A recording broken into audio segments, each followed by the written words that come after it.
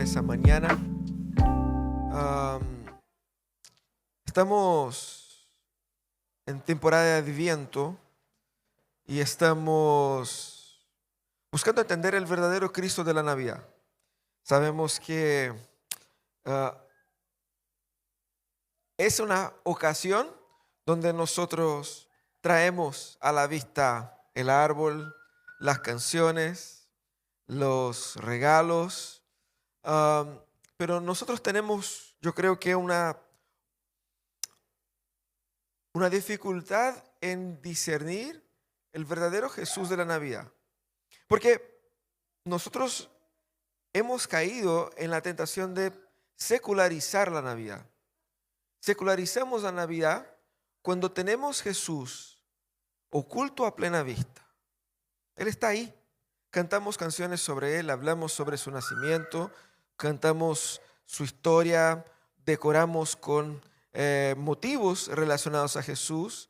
Todo habla de Jesús, pero en el fondo, Navidad es como familia, regalo, un tiempo de comunión, un tiempo de paz y armonía.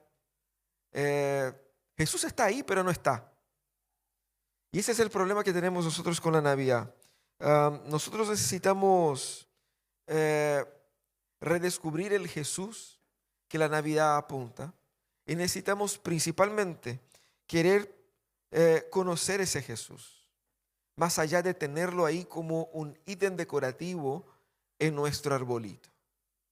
Necesitamos conocer más profundamente quién es Jesús, pero no tenemos tiempo para conocer Jesús. Queremos que nos salve, pero conocer toma tiempo, conocer toma dedicación, y no hemos puesto tanto empeño en eso porque estamos satisfechos con lo que ya tenemos de Él. Y ese es el problema. Necesitamos profundizar nuestro conocimiento de Jesús, querer conocer a Jesús. Pero el texto que vamos a utilizar para nuestra meditación está exactamente instruyendo a una persona a que conozca a Jesús más profundamente, a que tenga seguridad de lo que se le había informado sobre quién era Jesús y que pueda conocer a Jesús de una forma transformadora. Es el texto que está en Lucas, el capítulo 1, en los versos 1 al 4. Es la introducción del Evangelio de Lucas. Lucas fue escrito por Lucas, obviamente, y que no fue uno de los discípulos de Jesús. Él fue compañero del apóstol Pablo, caminó con el apóstol Pablo, pero vino después, era un médico y que hizo una profunda investigación. De hecho, Lucas es el autor del Nuevo Testamento que más escribió. Uno cree que es Pablo, ¿no? Porque Pablo gana esa impresión porque son 13 epístolas y uno dice, bueno, escribió muchos libros, pero Lucas, que escribió 2 libros, pero sus 2 libros son más extensos que las 13 de Pablo. Porque él puso mucho contenido ahí. Y esos versículos de 1 a 4, así como la genealogía que vimos la semana pasada, son de esos versículos que uno lee y dice, bueno, aquí como que es una información no tan así como útil para mi vida espiritual. Así que bueno, es solamente un prefacio de un libro y no hay mucho más que sacar de aquí. Pero esos versículos son fantásticos. Acompáñenme en la lectura ahí de lo que la Nueva Versión Internacional presenta de esos versículos. Dice así: muchos han intentado hacer un relato de las cosas que se han cumplido entre nosotros, tal y como nos la transmitieron los que desde el principio fueron testigos presenciales y servidores de la palabra. Por lo tanto, yo también, excelentísimo Teófilo, habiendo investigado todo esto con esmero desde su origen, he decidido escribírtelo ordenadamente para que llegues a tener plena seguridad de lo que te enseñaron. Buenísimo, ¿cierto? Pero la nueva versión de la Biblia de las Américas trae con un poquito más de elaboración artística. La Biblia de las Américas tiene la lectura más, una traducción más literal del texto y por lo tanto nos da aquí algunos detallitos. Mira cómo dice, y escuchen esa lectura según la Nueva Biblia de las Américas. Dice: por cuanto muchos han tratado de poner en orden y escribir una historia de las cosas que entre nosotros son muy ciertas, tal y como nos las dieron a conocer los que desde el principio fueron testigos oculares y ministros de la palabra. También a mí me ha parecido conveniente, después de haberlo investigado todo con diligencia desde el principio, escribírtelas ordenadamente, excelentísimo Teófilo, para que sepas la verdad precisa acerca de las cosas que te han sido enseñadas. Mucho más elegante, ¿cierto? ¿Qué dice ese texto? Lo que dice es lo que dice. Bueno, muchos han intentado escribir sobre Jesús, pero yo también me sumo a este grupo de personas para que tú sepas exactamente qué pasó. Aquí Lucas está haciendo un esfuerzo, claro, por hacer Jesús conocido, ¿cierto? Ese prefacio quizás para nosotros pase desapercibido, pero ese prefacio es un prefacio que se verifica en muchas de las literaturas griegas antiguas. Es muy parecido, de hecho, a los prefacios que Plutarco, Heródoto, Tucídides y Polibio utilizaban en sus libros. Por lo tanto, Lucas, proveniente de esa mentalidad griega, también introduce su evangelio diferentemente de lo que hizo Mateo. ¿Cómo introdujo Mateo? Genealogía de Jesucristo, hijo de Abraham, hijo de David. ¿Cómo introdujo Marcos? Jesús ya está grande. Evangelio de Jesucristo, nuestro Señor. Juan está bautizando y ahí está Jesús. Sí, como al hueso. ¿Cómo introdujo Juan? Filósofo, ¿cierto? En el principio era el verbo estaba con Dios, el verbo era Dios.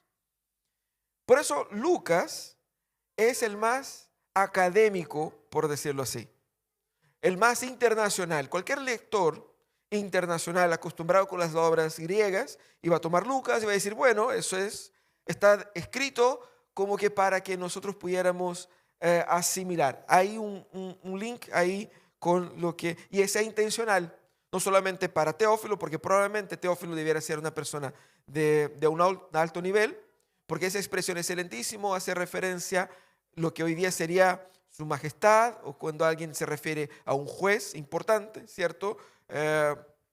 Por lo tanto, era una persona importante.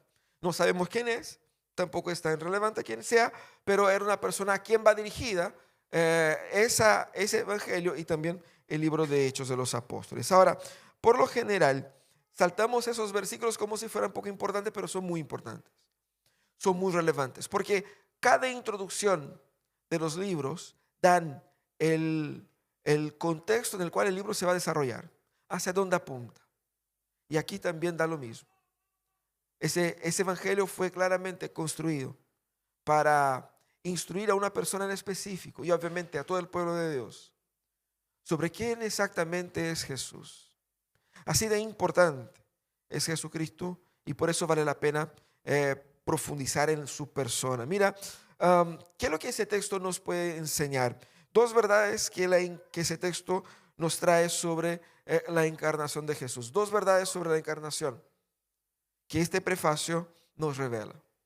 Por encarnación estamos hablando del nacimiento de Jesús. A veces se habla nacimiento, pero literalmente, teológicamente es eso, la encarnación del Mesías.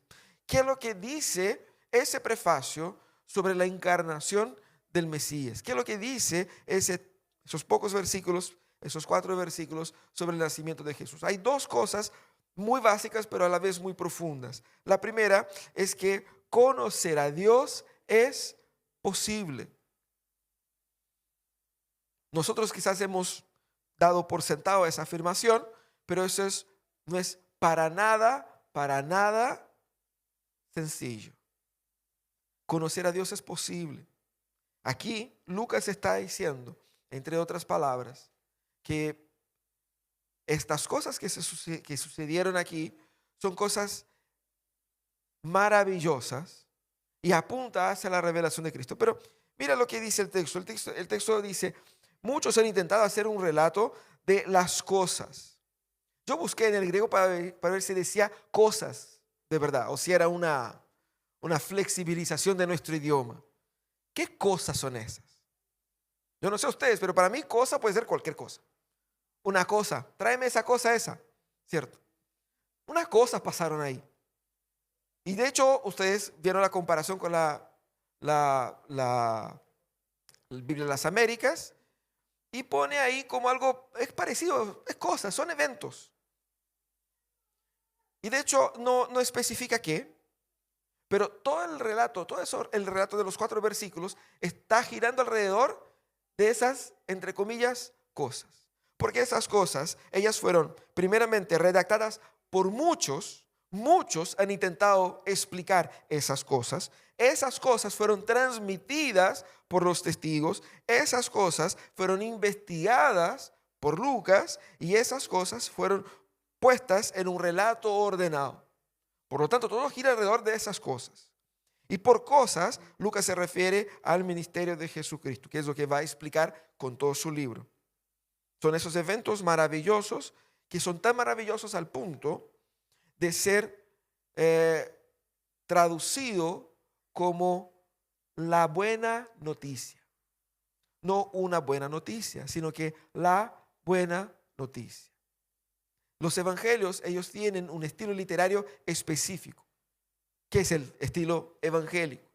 Que cuenta una narrativa, pero no solamente para mencionar hechos históricos, sino que porque esos hechos históricos son de por sí mismo doctrina. Es Dios revelándose. Por lo tanto, es doctrina a la vez de historia. Y eso es sumamente importante, eso es lo que Lucas quiere apuntar. El hecho de que varias personas hayan escrito, el hecho de que él se diera el trabajo de sentar y escribir todo eso, es porque eso era muy relevante. Pero piense conmigo por un segundo, ¿qué pasa si la información más importante que tú necesitas está fuera de tu alcance? Sabemos que cuando manejamos, todo auto tiene un punto ciego, ¿no es verdad? Es ahí donde chocamos. Porque es algo que está pasando alrededor suyo, pero no puedes ver por una cuestión de ubicación, pero que está ahí.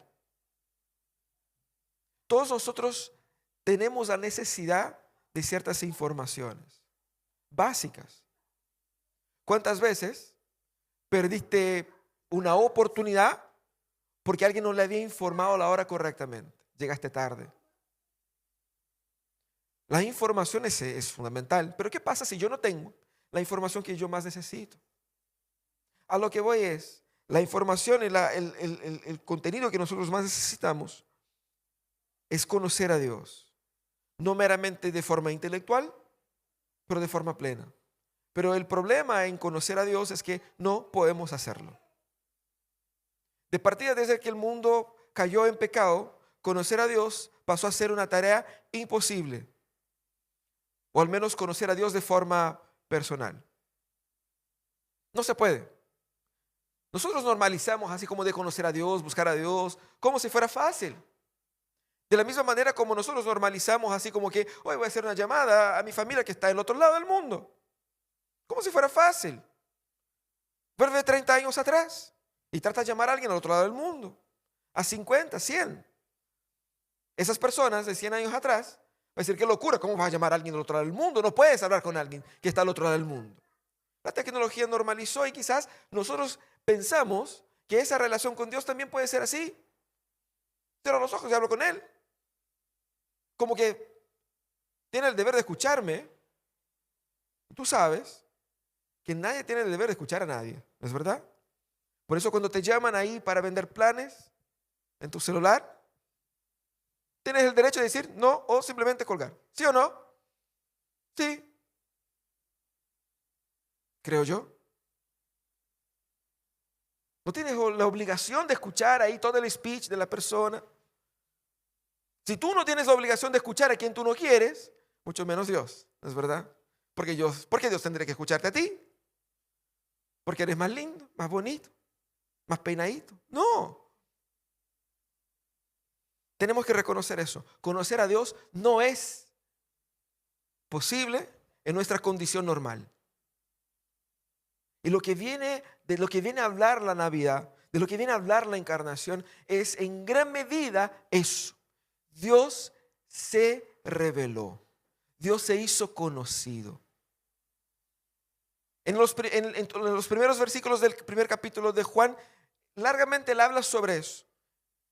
el que era desconocido, imposible de conocer por nosotros, por causa de nuestros pecados, rompió la barrera desde Él hacia nosotros para hacerse conocido. Y ese paso fundamental es esencial en la salvación, porque básicamente la salvación es conocer a Dios. Y conocer a Dios es más que nada un privilegio. Y es un privilegio muy especial. ¿Por qué es un privilegio? Porque primeramente no lo mereces. No tienes derecho de conocerle a Él. Y si lo conoces es porque Él se te reveló a ti y no al revés. Por lo tanto es un privilegio. En segundo lugar también porque aunque nosotros quisiéramos, no podremos lograr por nuestros propios esfuerzos. Por lo tanto está fuera de nuestro alcance. Y en tercer lugar también porque es algo que es muy costoso. Conocer a Dios es algo que a Dios le cuesta carísimo. Porque es hacerse conocido a quienes te odian, a quienes no te quieren escuchar.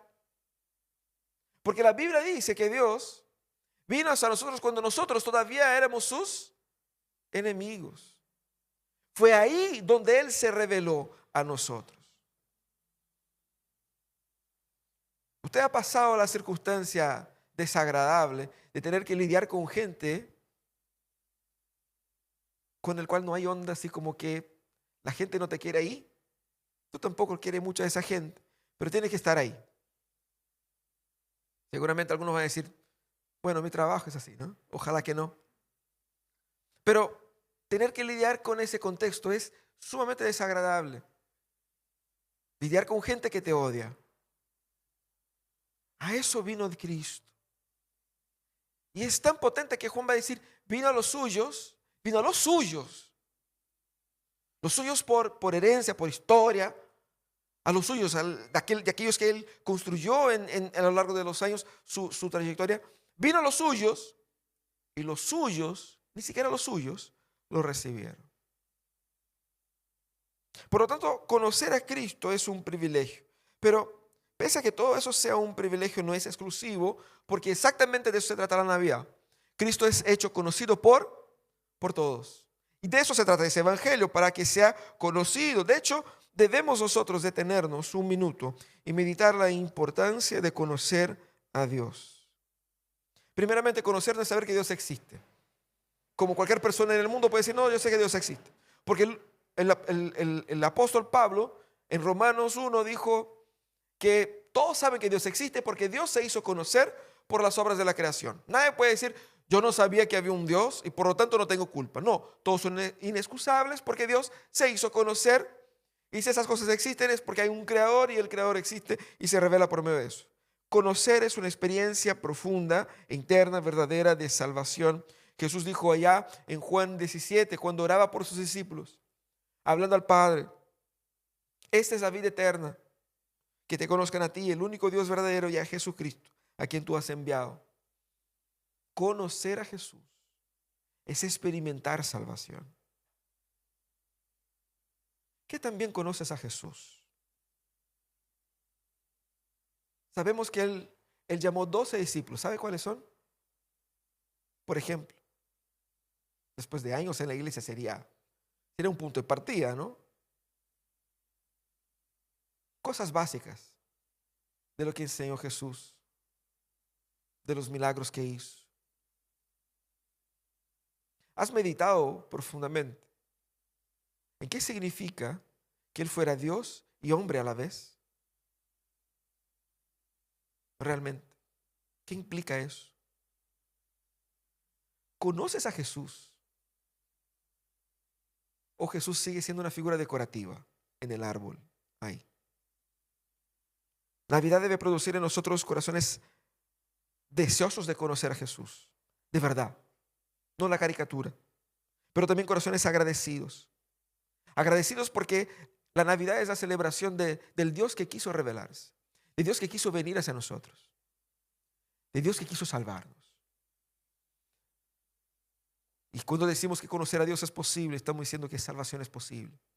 Por eso debemos tener un corazón agradecido y perseverar también en la experiencia de la salvación. Pero Eso es lo primero que dice el texto acá. Conocer a Dios es posible, pero también conocer a Dios es necesario. Quizás parece bastante obvio, pero no es tan al inicio. Fíjate que conocer a Dios claramente me va a conducir al discipulado. Aquí es donde muchos creyentes piensan que el discipulado es la letra chica del evangelio, ¿cierto? Son esos detallitos que vienen con el plan que contrataste. Son esos detallitos que uno quiere evitar. Yo no quiero solo ver tele, no quiero tener que pagar por un plan de esto, de aquello. No quiero lo accesorio, quiero solo lo básico. Y muchos creyentes quieren solo lo básico. No, líbrame del infierno nomás. Nada de mucho atado. No quiero estudiar teología, nada profundo. No, sí, con lo básico nomás. Que me salva, que creo en Jesús y para el cielo y se acabó. Y muchos creyentes creen que ese plan existe, ese pack, así como que el pack premium, donde vas a ser así como un canuto potente, el pack básico, donde vas a ser como una asistencia dominical, 2 veces, 3 veces al mes, ¿cierto? Y el pack así como que introductorio, ese que el plan que compró el ladrón de la cruz, ¿cierto? Que me salve del infierno a la última hora, me sirve. Pero no existe eso. No existe distintos planes de salvación. Hay un solo. Es un paquete que te llevas todo o no llevas nada. Conocer a Jesús me va a poner en una carrera, en un mundo, en un universo que necesariamente me va a atrapar a querer y a tener que conocerle más. Es inevitable. El discipulado es inevitable. Y fíjate que Lucas dice que muchos habían tratado de redactar esas cosas, esos acontecimientos. Claramente, eso es natural cuando hay eventos importantes. Muchos quieren preservar eso por medio de los relatos. Lucas no está diciendo, muchos trataron de escribir eso, pero yo creo que ellos están mal. Voy a hacer yo la mejor obra. No. Lucas dijo, muchos han tratado de escribir, así que yo también me sumo a ellos y voy a también producir aquí mi investigación sobre el tema. Y todo eso apunta a la importancia, lo importante que eran esos eventos y lo tanto que debían ser preservados. Sabemos eso, nuestra cultura sabe bastante bien eso. Por ejemplo, hoy día la gente va a un concierto y ¿cómo es que la gente ve concierto hoy día? Así, ¿cierto? Así. Tengo que grabar todo. Fiestas de colegio, los papás que saben ahí, los hijos van a hacer una presentación. ¿Cómo están los papás? Así, ¿cierto? Grabando. Matrimonio. Pagaste, no sé, 500 lucas para que la gente saque foto, video, pero todos los invitados están así, ¿cierto? Tu tía está ahí sacando fotos. ¿Sí o no? Sí. La gente quiere guardar todo. Sobre todo esos momentos importantes. Imagínate en esa época, estamos hablando de un evento fantástico, maravilloso, por lo tanto produjo obviamente mucha producción. Pero hablemos un poquito de esas fuentes, porque abriendo un paréntesis aquí, tenemos ¿cuántos evangelios? 4 evangelios. De los 4, 3 como que se copiaron uno a otro. Bueno, Marcos fue el primero que se lanzó, y Mateo y Lucas, cara dura, copiaron gran parte del Evangelio de Marcos. De hecho, todo el Evangelio de Marcos está presente en Lucas y Mateo, ¿ya? Pero tanto Lucas como Mateo no tomaron solamente el Evangelio de Marcos como información, pero tomaron también otras fuentes, como mismo Lucas menciona acá. Y esas fuentes son básicamente testigos oculares. Mateo estaba ahí, entonces él escribe desde su perspectiva, ¿cierto? Marcos y Lucas no estaban ahí.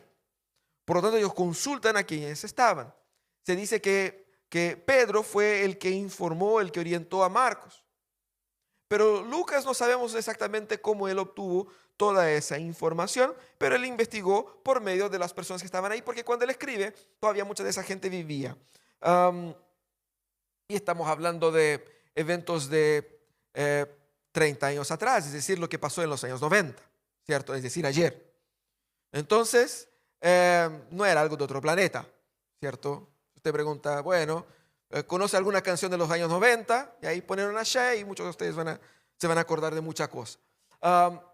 El punto es, esa investigación que Lucas hace aquí, no es solamente así como que voy a hacer un compilado, así como que, mira, eso es lo que yo escuché, así que te paso. Así como que corriendo la voz, sino que lo que hace él, inspirado por Dios, es hacer una investigación profunda y un relato preciso, así como los demás evangelios, ordenado, pero también con un objetivo, con una estructura que revela el perfil del público a quien va dirigido ese evangelio. Claramente un público con una mentalidad cultural griega. Ahora, eso es importante porque aquí va a mostrar la consistencia de esos hechos, porque él no está relatando mitos. Él está investigando con quién estuvo ahí. Él está confirmando los relatos.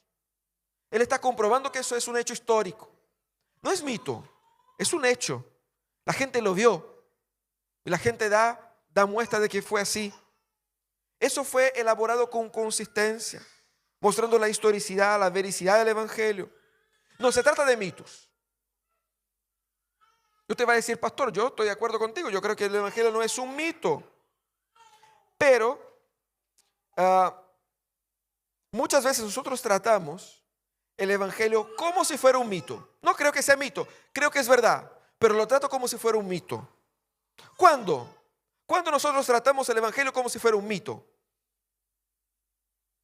Cuando nosotros escuchamos el evangelio y el evangelio no produce en nosotros lo que el evangelio debiera producir si fuera verdad, que es ese impulso natural hacia el discipulado.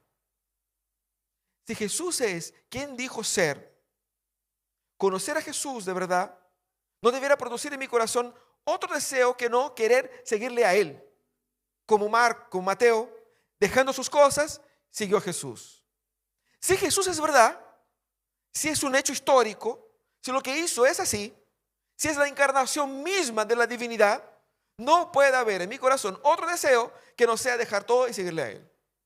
Es una noticia muy grande, como que para tomarlo así como, oh, qué buena, hagan, no, me parece, y ya, ahí veo.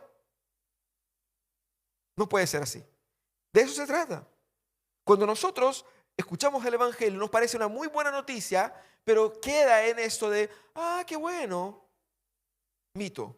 En mi corazón lo interpreté como mito, como un cuento así como que, bueno, supiste que, bueno. Pero si es verdad, dejamos todo y corremos. Así como, por ejemplo, estamos en la época, lamentablemente, de las quemadas, de los incendios. Y viene el fuego hacia tu casa. Bueno, ahí veo qué hago. No, ¿qué haces con una información de esta? ¿Tiene que correr o tiene que agarrar sus cosas? ¿Sí o no? Cuando la información es grande, la reacción tiene que ser del mismo modo. Por eso es Lucas tratando aquí de instruir a Teófilo, porque él está diciendo a Teófilo, mira Teófilo, eso fue grande, y tienes que saber bien, y tienes que estar seguro de que lo que te dijeron es verdad. Así que te voy a explicar todo. La intención de Lucas, aquí revelada en esos versículos, es de discipular a Teófilo. Y Lucas aquí está formando espiritualmente a ese Teófilo. Lucas da a entender que Teófilo algo sabe, pero lo que Lucas quiere decir es que, mira, te voy a explicar bien para que estés seguro y para que nadie te venga a vender la pomada. Básicamente eso.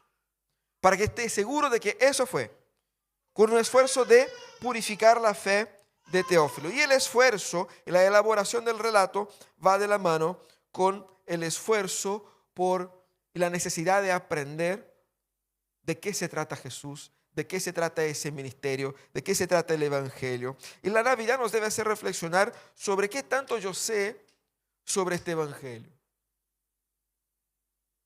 He ido yo a la fuente, Él está hablando de varias fuentes acá, de una gran investigación. He investigado. Yo me paro ante la sociedad y digo, soy cristiano, soy discípulo de Jesús. A ver, cuéntame sobre su Jesús. Bueno, yo te invito a la iglesia, ahí cuentan sobre él. Cuéntame tú. La Navidad muestra que yo necesito saber de Jesús. No solamente que Jesús es posible de conocer, pero que es necesario conocer. ¿Estoy yo tratando el evangelio como si fuera un mito sin dar la debida importancia, o yo estoy tratando del evangelio como algo que es indispensable para mi vida, que es necesario? Lo necesito a diario. Y es interesante porque nosotros muchas veces nos olvidamos de hacer como hizo Lucas: maravillarnos con el tamaño de la noticia que nos llega. Hemos normalizado los milagros de Jesús. Jesús transformó agua en vino. Qué bueno. ¿Cómo qué bueno? ¿Voy a hacer eso tú? ¿Has visto a alguien haciendo eso en algún lugar? Que Jesús resucitó una niña, resucitó un caballero, Jesucristo resucitó su amigo, Jesucristo, bueno, eso es unos milagros ahí. Damos por sentado que eso es así. Hermanos, eso es algo asombroso. Estamos hablando de que el evento de la Navidad apunta hacia el evento más misterioso de la historia humana. El más inexplicable. Y que a la vez de verídico es así como que rompe los padrones. Porque estamos hablando que el creador del universo, que es eterno, ingresó al tiempo. Aquel que es inmenso se limitó a un cuerpo.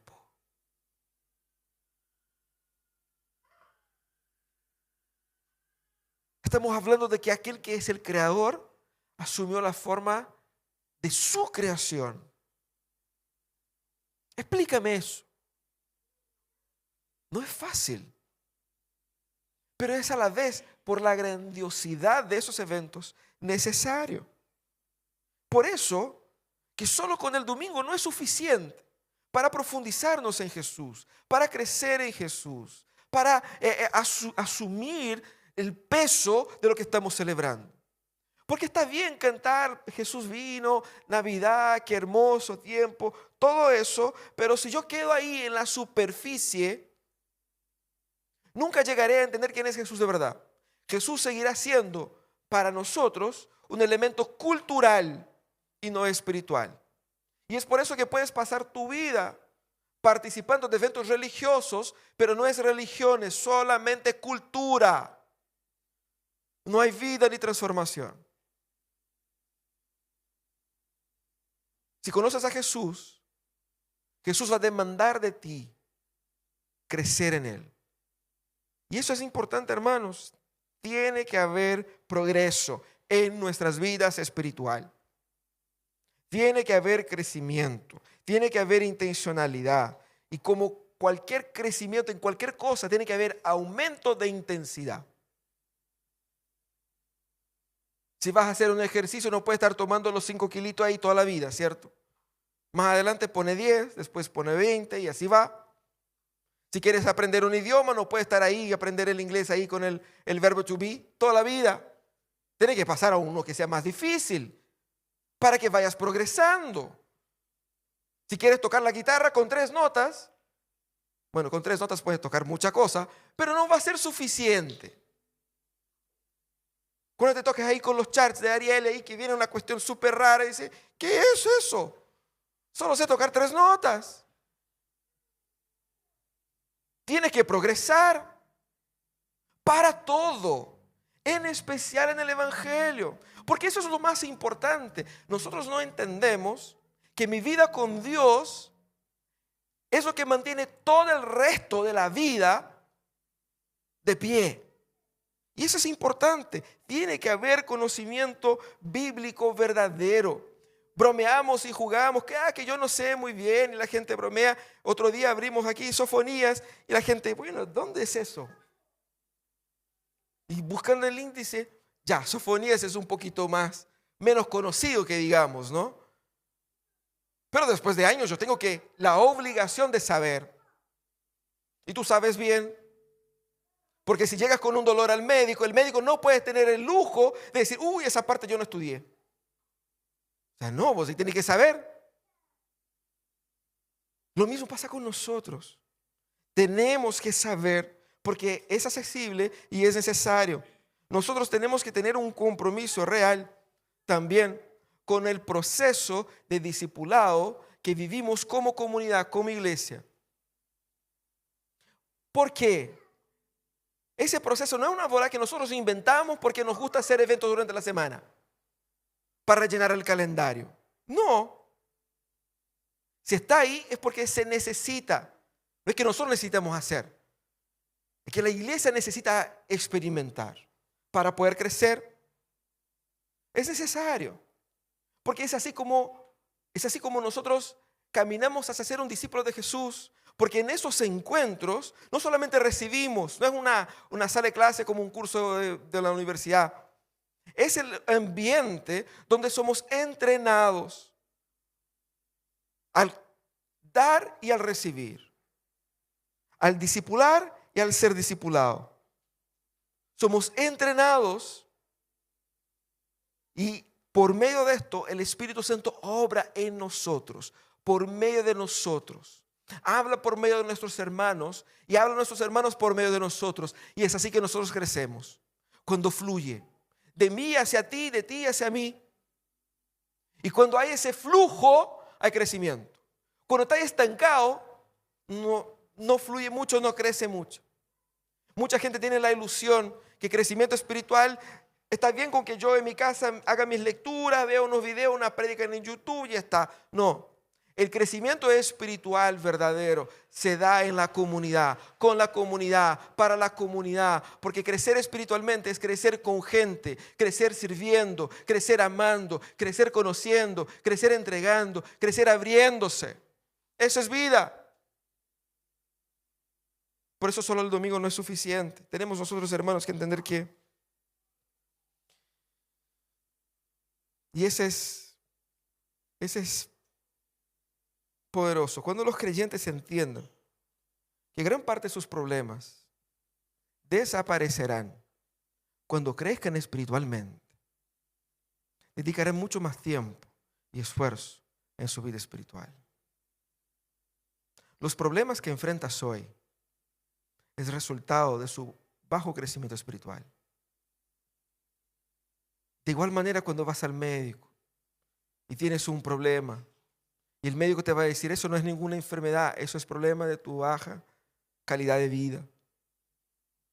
Comes mal, duermes mal, por eso tienes ese problema. Gran parte de nuestros problemas también son así.